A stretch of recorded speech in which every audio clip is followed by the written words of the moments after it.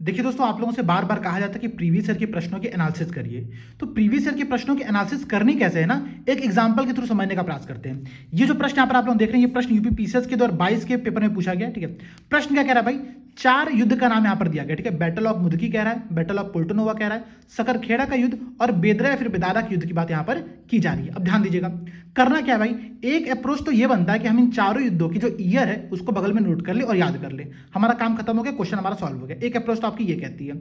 जो आपकी दूसरी अप्रोच है ना, वो होनी चाहिए कि एनालिटिकल अप्रोच होनी चाहिए। आप इन युद्धों के बारे में डिटेल में और कौन से फैक्ट याद कर सकते हो, कौन से फैक्ट पढ़ सकते हो, उसको भी समझने का प्रयास करिए। जैसा कि एग्जांपल के थ्रू लेते हैं भाई, यहां पर एक युद्ध दे रहा है, बैटल ऑफ मुदकी की बात कर रहा है। ठीक है, मुदकी का युद्ध यहां पर बता रहा है। अब सोचो ना, अगर आपको ये पता चल चुका कि 1845 में ये युद्ध हुआ था, 1845 के अराउंड में युद्ध हुआ था, तो हुआ क्यों था और कहां पर हुआ था।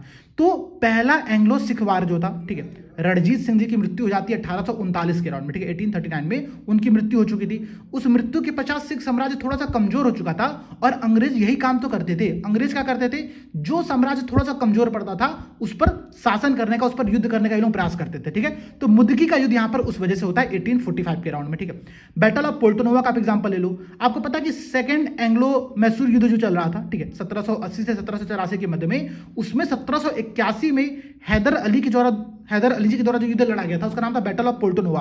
आपको पता है कि इसी युद्ध के अंतर्गत, ठीक है, जो सेकंड एंग्लो मैसूर वार चला था उसी में हैदर अली की मृत्यु जाती है और उसके पश्चात जो इनके पुत्र रहते हैं टीपू सुल्तान, वो इस युद्ध को लेकर के आगे बढ़ते हैं और ये युद्ध फाइनली क्या होता है कि 1784 में मैंगलोर की संधि के पश्चात समाप्त होता है। ठीक है, एक आपने इसके बारे में फैक्ट देख लिया। ठीक है, अब भाई अगला क्या है, बैटल ऑफ सकरखेड़ा की यहां पर बात करा। सकरखेड़ा का युद्ध क्यों हुआ होगा भाई, सोचो एक बार। निजाम उल मुल्क जो थे, ठीक है, जब वो मुबारिज खान से दक्कन की तरफ प्रयोग करते हैं युद्ध लड़ने के लिए, तो उनके बीच में एक युद्ध होता है और इस युद्ध के पश्चात परिणाम स्वरूप क्या होता है कि निजाम उल मुल्क जीत जाते हैं और जो मुबारिज खान था, ठीक है, वो दक्कन का गवर्नर सूबेदार था वहां का, वो हार जाता है, उनकी मृत्यु हो जाती है। तो उसके पश्चात हैदराबाद को यहां पर स्वतंत्र कर दिया जाता है। ठीक है, तो आप सकरखेड़ा के युद्ध का महत्व इस प्रकार से देख सकते हो।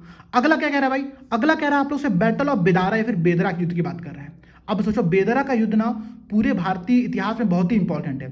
ये युद्ध इंपॉर्टेंट इसलिए कि यूरोपियन शक्ति के मध्य में था, अंग्रेजों और डचों के मध्य में यह युद्ध लड़ा गया था। ठीक है, ये युद्ध जब होता है 1759 के राउंड में, आपको पता होगा कि 1757 में प्लासी का युद्ध हो चुका था।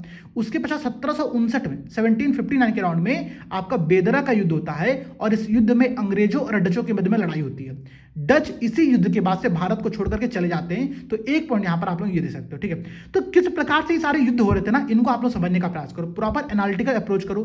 किस ईयर में हुआ सिर्फ ये याद नहीं करना है, क्यों हुआ, क्या घटना घटी, परिणाम स्वरूप क्या हुआ, उन सारे पॉइंट्स को भी आप लोगों को देखना पड़ेगा।